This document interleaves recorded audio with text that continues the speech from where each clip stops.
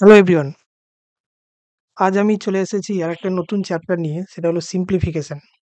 এর আগে আমরা সার্চের কিছু অঙ্ক করেছিলাম, তারপর প্রিভিয়াস ইয়ারের একটা সিরিজ আমরা সাইমালটেনিয়াসলি চালাচ্ছি।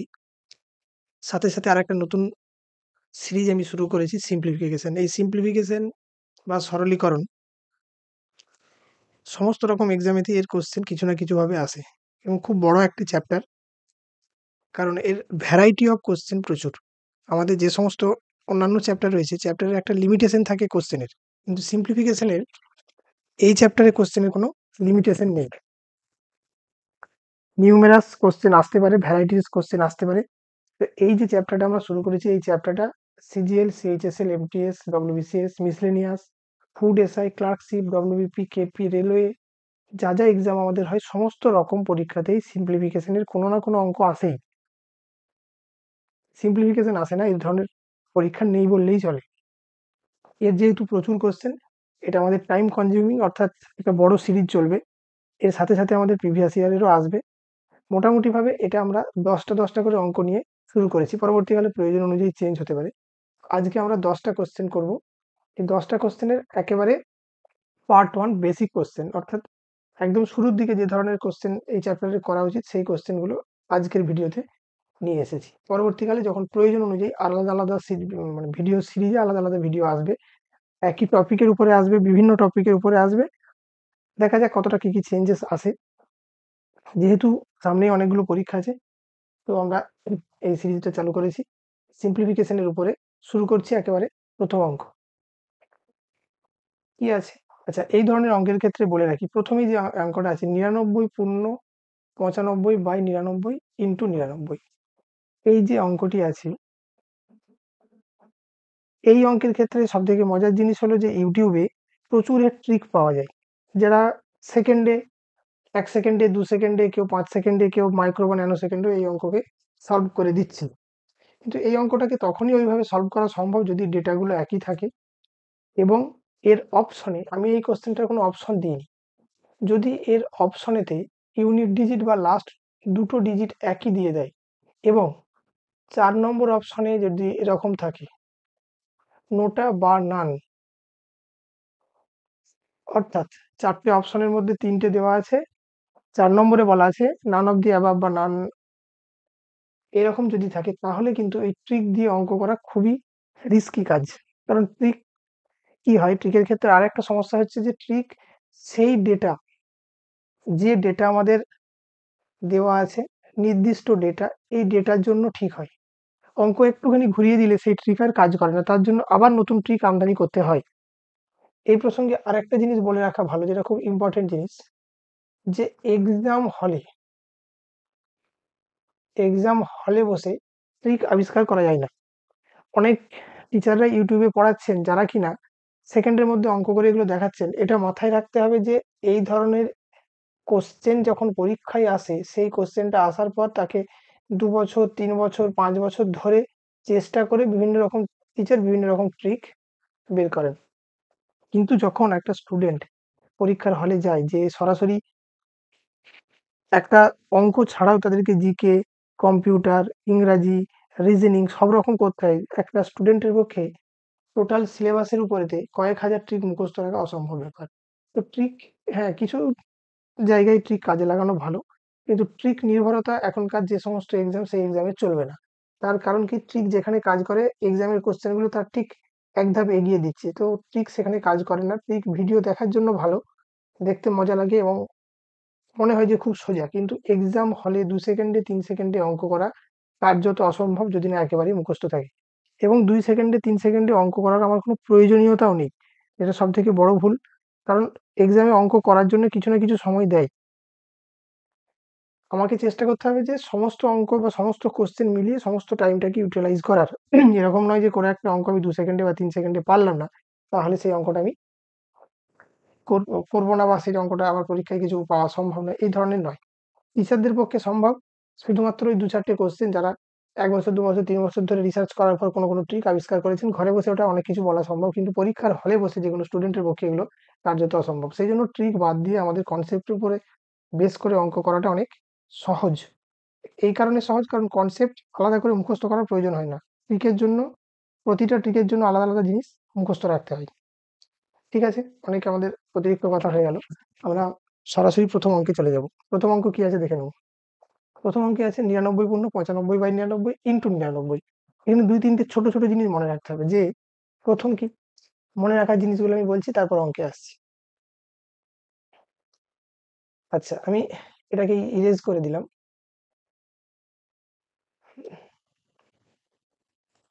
এটাকে ইরেজ করে দিলাম, দিয়ে আমি নতুন করে আবার লিখছি।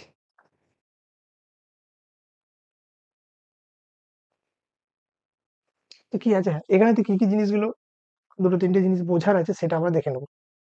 এক নম্বর, এগুলো কনসেপ্ট। এক নম্বর কনসেপ্ট কি, যদি এরকম কোনো মিশ্র ভগ্নাংশ থাকে, যে এ বি আপন সি, এটা একটা মিশ্র ভগ্নাংশ। এইরকম যদি কোনো মিশ্র ভগ্নাংশ থাকে, সেই মিশ্র ভগ্নাংশটাকে লেখা যায় এ প্লাস বি বাই সি। এটাকে এরকম ভাবে লেখা যায়। কি কিরকম, যদি আমরা উদাহরণ দিয়েও দেখা যাবে, বা এটা থেকেও দেখা যায়। কি হয়, আমরা জানি এটাকে ভাঙার নিয়ম হলো যে এ এর সাথে সি এর গুণ প্লাস বি। তাহলে কি হবে, এ এর সাথে সি গুণ হবে প্লাস বি হবে, অর্থাৎ এসি প্লাস বি বাই হয়ে যাবে সি। এবং এটার যদি আমরা দিই, এটা কি হবে, সি হবে লসাগু, এ এর সাথে সি গুণ হয়ে হবে এসি প্লাস বি। দুটো আমরা সমান পেলাম, অর্থাৎ এ বি আপন সি, একে আমরা লিখতে পারি এ প্লাস বি বাই সি। এটা হচ্ছে এক নম্বর কনসেপ্ট।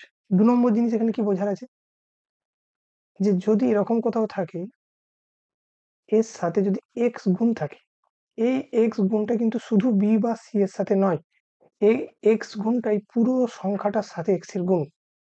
যদি আমরা এই বাঁদিকের মিশ্র ভগ্নাংশটাকে A plus B by C লিখি, তার সাথে যদি এক্স গুণ করি, এর অর্থ A X plus B X by C, অর্থাৎ দুটোর সাথেই গুণ হবে। এটা হচ্ছে দু নম্বর। ঠিক এই দুটো কনসেপ্ট কাজে লাগিয়ে আমরা একের অঙ্ক করব। আমরা এটাকে এরকম ব্রড প্রসেসে করার কারণটা কি, যদি পরীক্ষাতে কোনোভাবে ডিজিট চেঞ্জ করে দেয়, সামান্য এদিক ওদিক চেঞ্জ করে দেয়, তাহলেও যাতে আমরা অঙ্কটাকে না ছেড়ে করে আসতে পারি। কারণ দিন দিন অঙ্কের প্যাটার্ন চেঞ্জ হবে। একই কোশ্চেন যেটা আজ থেকে 10 বছর পরেও পরীক্ষাতে আসতো, সেটাও আবার আসবে, এই ধরনের আশা করাটা ভুল। কি করছি, যেটা ছিল সেটাকে আমরা সরাসরি লিখছি 99 প্লাস 95/99 ইন্টু 99। এটাকে করলাম।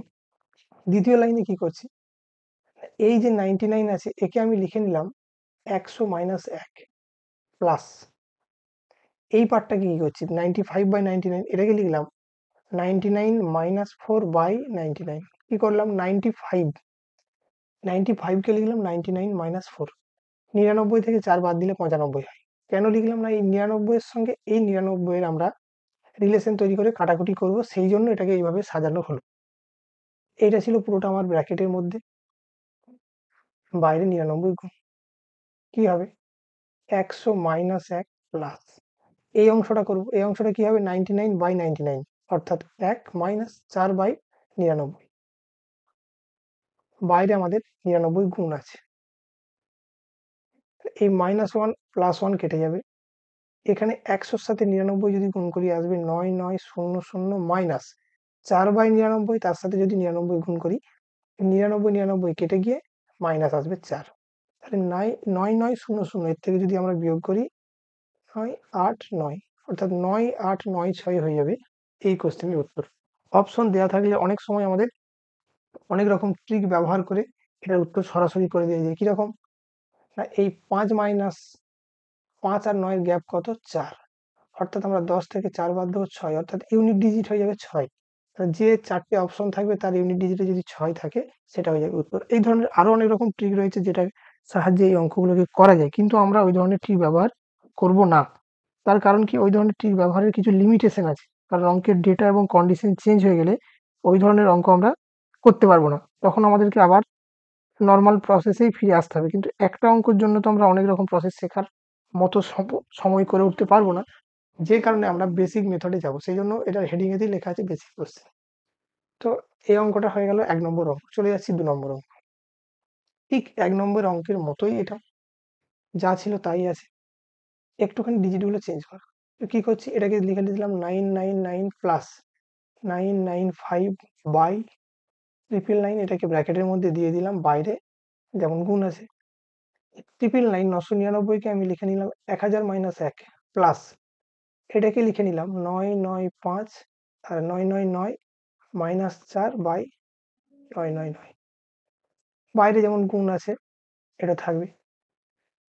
এখানটায় কি করছি, ব্র্যাকেট যা আছে 1000 - 1 প্লাস 999 অর্থাৎ 1 মাইনাস, এই মাইনাস চিহ্নটা মাইনাস চলে গেল, 4 বাই 999, এর সাথে বাইরে যেটা গুণ আছে সেটা।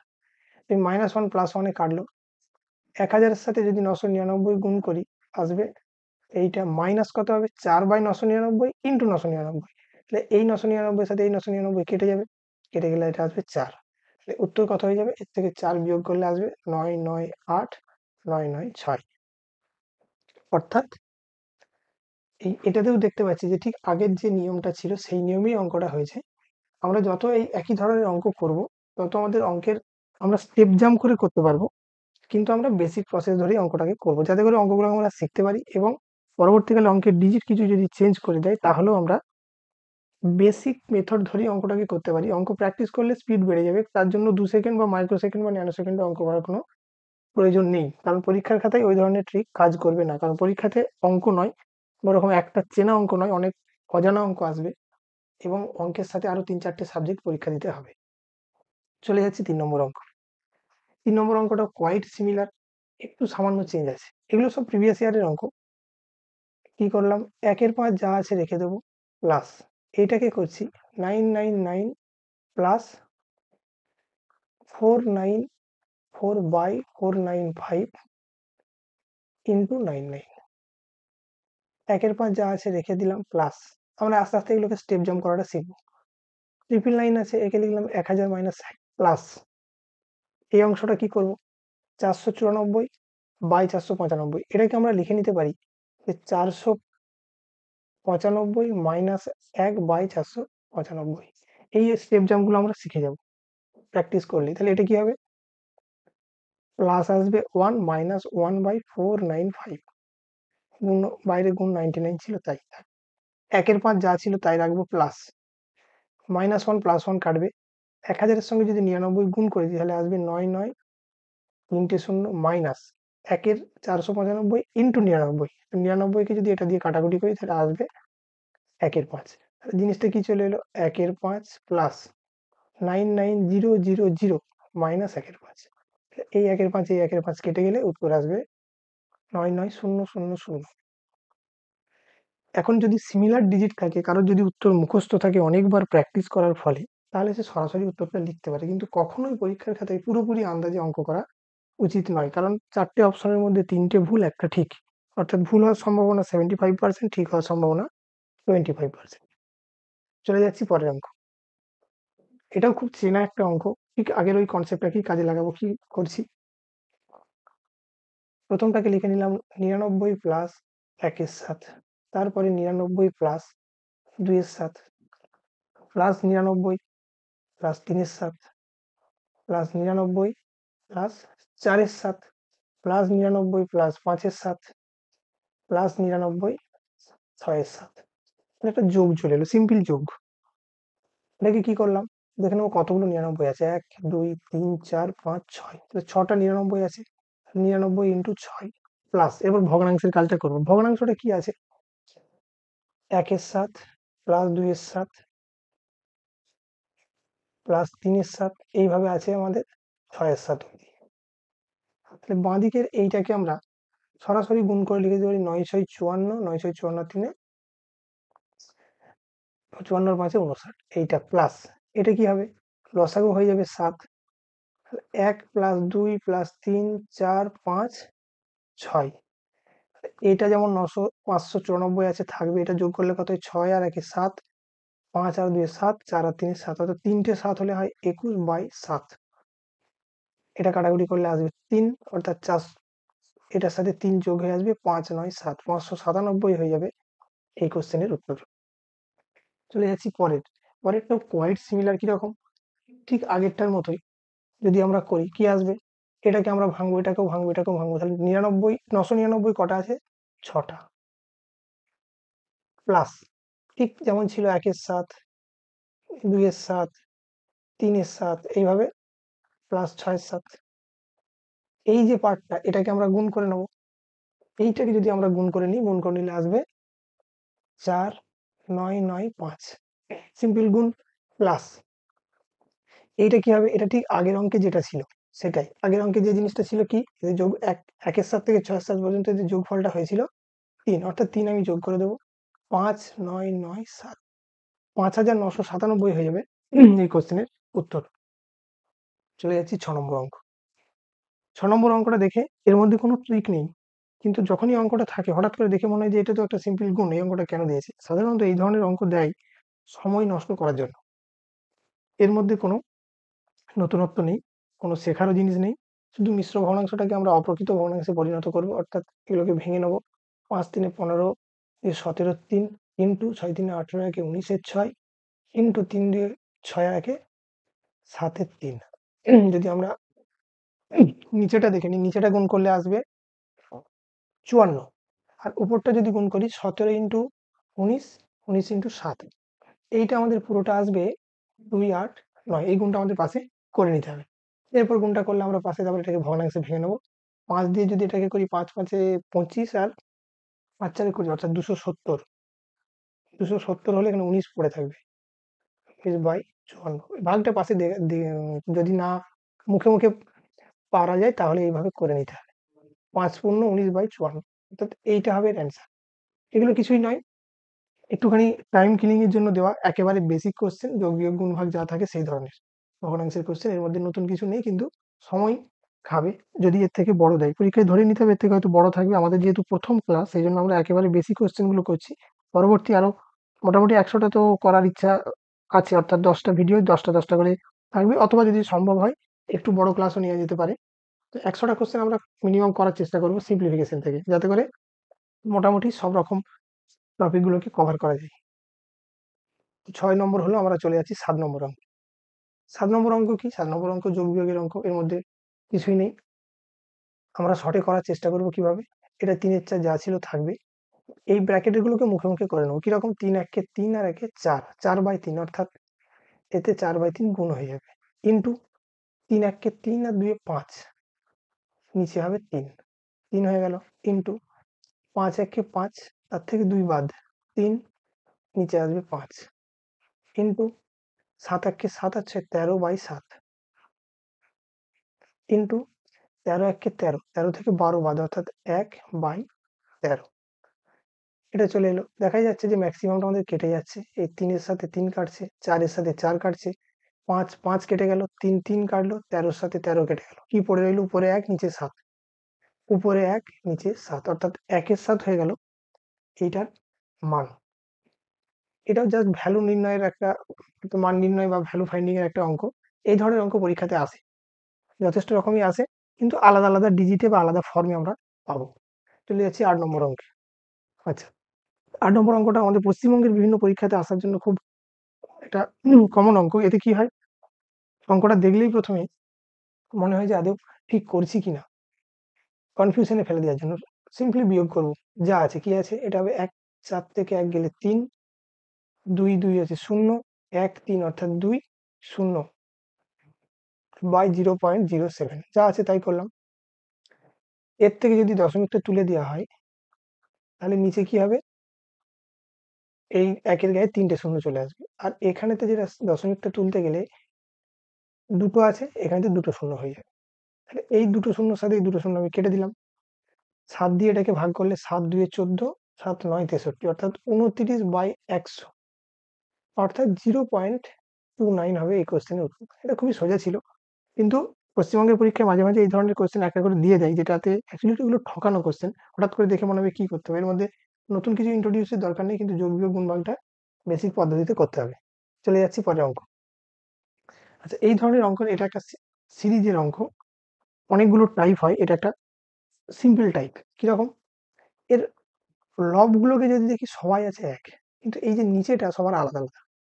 এবং যদি আমরা খুব ভালো করে লক্ষ্য করি যে নিচেটা হচ্ছে দুটো সংখ্যার গুণফল, আর গুণফল এটা হচ্ছে 3 ইন্টু 5-এর গুণফল প্লাস পরেরটা 35টা কত হবে 5 ইন্টু 7 প্লাস পরেরটা কি 7 ইন্টু 9 তারপরটা কত 9 ইন্টু 11। অর্থাৎ এখানে একটা জিনিস দেখা যাচ্ছে যে এদের গ্যাপ হচ্ছে 2। বিজোড় সংখ্যাগুলো দিয়ে আমাদের গুণ পরপর দুটো করে বিজোড় সংখ্যা নিয়ে গুণ হয়েছে এবং যাদের গ্যাপ হচ্ছে 2। এটাকে আমরা কি করব, এখানে একটা জিনিস ইন্ট্রোডিউস করতে হবে যে উপরে আছে 1, নিচে আছে 3 আর 5। উপরেতে এই দুটো সংখ্যাকে ব্যবহার করে অর্থাৎ 3 আর 5 কে ব্যবহার করে উপরে আমি 1 নিয়ে আসবো। এটাই আমাদের টার্গেট। কি বললাম? 3 আর 5 কে ব্যবহার করে উপরে আমি 1 নিয়ে আসবো। কি করছি? আমি উপরটায় লিখছি 5 মাইনাস 3, নিচে যেমন ছিল 3 ইন্টু 5 রেখে দিলাম। উপরটা কত হলো 5 থেকে 3 বাদ দিলে হয় 2, কিন্তু আছে তো নিচেটা যা ছিল তাই, কিন্তু উপরে আছে 1, আমি লিখে দিয়েছি 2। এটাকে ব্যালেন্স করার জন্য বাইরে আমি 1 এর 2 গুণ করে দিলাম। এতে কি হলো, এই 2 এর সাথে এই 2 কাটাকুটি গিয়ে উপরটা হয়ে যাবে 1। এই সিমিলার কাজটা আমি বাকিদের ক্ষেত্রেও করব। কি করলাম, নিচেটা 5 ইন্টু 7 যা ছিল তাই, উপরটা লিখলাম 7 মাইনাস 5। অর্থাৎ 7 মাইনাস 5 অ্যাকচুয়ালি হয় 2। ওই 2 এর সাথে বাইরের এই 2 কাটাকুটি করে চলে আসবে 1। অর্থাৎ যা ছিল আমরা সেটাকেই লিখছি একটুখানি ঘুরিয়ে নিয়ে। আমাদের অঙ্ক করার জন্য এটা করে নেওয়া হচ্ছে। বাইরে হাফ যেমন আছে সেরকম রেখে দেবো। এই ক্যালকুলেশনটা করে নেবো। কি হবে, 5 5 এ কেটে গেলে এটা আসবে 1 এর 3 মাইনাস 3 3 কাটবে, এটা আসবে 1 এর 5 প্লাস সিমিলারলি 7 এর সাথে 7 কাটবে, আসবে 1 এর 5 মাইনাস 1 এর 7। এবার একটা সিমিলারিটি আমরা খুঁজে পাচ্ছি কিরকম, এই প্রথম একটা আসবে প্লাস অর্থাৎ 1 এর 7, দ্বিতীয় যেটা আছে সেটা আসবে মাইনাস, আবার প্রথমে যেটা আছে সেটা আসবে প্লাস, দ্বিতীয় যেটা আছে সেটা আসবে মাইনাস। এইভাবে যদি দেখি এই 5 কেটে গেল, 1 এর সাথে 1 এর সাথে কাটলো, 1 এর 9 1 এর 9 কেটে গেল। কি পড়ে রইল, 1 এর 3 মাইনাস 1 এর 11। 1 এর 2 রাখলাম বাইরে। এটাকে কি করলাম, লসাগু 3 11 33। এই 33 হচ্ছে আমার লসাগু হয়ে গেল। 33 লসাগু হয়ে গেলে এটা হবে 11 মাইনাস 3। অর্থাৎ এখানে থাকবে হাফ, 11 থেকে 3 বাদ দিলে 8/33। 2 কে যদি 8 দিয়ে কাটি 4, অর্থাৎ 4 এর 33 হয়ে যাবে এই কোশ্চেনের উত্তর। 4 এর 33। অঙ্কটা সোজা ছিল কিন্তু একটুখানি সাজিয়ে নিতে হবে, কারণ সাজিয়ে না নিলে এই অঙ্কটাকে যোগ বিয়োগ গুণ ভাগ করে পরীক্ষার খাতায় অঙ্কটাকে বের করা যাবে না। এইভাবেই এই অঙ্কগুলোকে কোনো না কোনো একটা সিরিজের আকারে সাজিয়ে নিতে হয়, যেখানে আমরা সিমিলারিটি বা মিল খুঁজে পাবো। এর পরের অঙ্কটাও কিছুটা এরকমই আমরা দেখে নেব। ঠিক আছে, পরের অঙ্কটায় গুণ করে দেখিয়ে দেওয়া রয়েছে, যেখানে গ্যাপটা আছে কত, আগেরটাতে গ্যাপ ছিল 2, এখানে আছে 3। 4 থেকে 7 এর বিয়োগ 3, 7 থেকে 10 3, এটাও 3, এটাও 3। অর্থাৎ দেখিয়ে দিয়েছে কি করতে হবে, অর্থাৎ বাইরে আমরা 1 এর 3 নিয়ে নেব। নিয়ে নিলে কি হবে, 4 minus 1 by 1 into 4 plus 7 minus 4 by 4 into 7 plus 10 minus 7 by 7 into 10 plus 13 minus 10 by 10 into 13 plus 16 minus 13 by 13 into 16। 1 এর 3 বাইরে যেমন আছে থাকবে, এটাই লিখে নেবো। কি আসবে, 1 মাইনাস 1 এর 4 প্লাস 7টা কাটলে 1 এর 4 মাইনাস 1 এর 7 প্লাস 1 এর 7 মাইনাস 1 এর 10 প্লাস 1 এর 10 মাইনাস 1 এর 13 প্লাস এখানে 16 কেটে গেলে আসবে 1 এর 13 মাইনাস 1 এর 16। কি কি কাটছে, এই 1 এর 4 1 এর 7 1 এর 10 1 এর 13 কেটে গেল, কি রইল 1 আর শেষে রইল মাইনাস 1 এর 16। অর্থাৎ 1 এর 3 যেমন আছে রাখলাম, এইখানেতে লিখে দিলাম 1 মাইনাস 1 এর 16। 1 এর 3 যা আছে রাখলাম, 16 কে 16 থেকে 1 বাদ দিলে এটা হয় 15/16। 3 এর সাথে এটা কাটলে আসবে 5, অর্থাৎ উত্তর হয়ে গেল 5/16। এটাও একটা সিরিজের অঙ্ক, যেখানেতে সিরিজটা অলরেডি আমাদের বলে দেওয়া আছে যে 1 ইন্টু 4 4 ইন্টু 7 7 ইন্টু 10 এরকম। এর আগের যে অঙ্কটা ছিল সেখানে সিরিজটা বলা ছিল না, গুণফলটা দেওয়া ছিল। আমাকে ওখান থেকে সিরিজটা আইডিয়া করে নিতে হবে। এই অঙ্কটাকে আমাদের যদি এই গুণফলগুলো দিয়ে দিয়ে দিত, এখানে দিত 4, এখানে দিত 28, এখানে দিত 70, এখানে দিত 130, এইভাবে যদি গুণফলটা দিয়ে দিত, তাহলে ওই গুণফল থেকে আমাদের আইডিয়া করতে হতো যে এটা একটা সিরিজ হবে এবং সেই সিরিজের আকারে আমাদের সাজিয়ে নিতে হতো। ঠিক আছে, এটাই ছিল আমাদের আজকের লাস্ট অঙ্ক। এই ভিডিওর 10টা অঙ্ক আমরা করলাম এই সিম্পলিফিকেশন সিরিজের। আমাদের আর চেষ্টা করব যে 100টার মতো মোটামুটি অঙ্ক করা, যাতে করে ম্যাক্সিমাম টাইপগুলো আমরা কভার করতে পারি। সামনে অনেকগুলো এক্সাম আসছে, সবাইকে বলবো যে সব সাবজেক্টই ভালো করে পড়তে, শুধুমাত্র অঙ্ক নয়। কারণ পরীক্ষায় পাস করার জন্য শুধুমাত্র অঙ্ক প্রয়োজন হয় না, সব সাবজেক্টই দরকার হয়। যে পরীক্ষায় যেরকম ওয়েটেজ আছে আমরা সেরকম ভাবেই পড়বো। যেরকম যদি আমরা ফুড দেখি, এসআই, এখানে 50+50 অর্থাৎ জিকে এবং ম্যাথ, তো আমাদেরকে দুটোই ইকুয়াল ওয়েটেজ দিয়ে পড়তে হবে। তো যেরকম পরীক্ষার স্কিম সেরকম পড়বো। সবাইকে বলবো সব সাবজেক্টই সমান গুরুত্ব সহকারে পড়তে। এটা 10টা অঙ্ক হলো, সবাই আশা করছি দেখে, যাদের যাদের প্রয়োজন হবে দেখবে। আমরা পরবর্তী যে ভিডিও নিয়ে আসবো সিম্পলিফিকেশনের পার্ট 2, সেখানে তো আমরা 10টা বা তার বেশি অঙ্ক রাখবো। আজকে এই পর্যন্তই। ধন্যবাদ।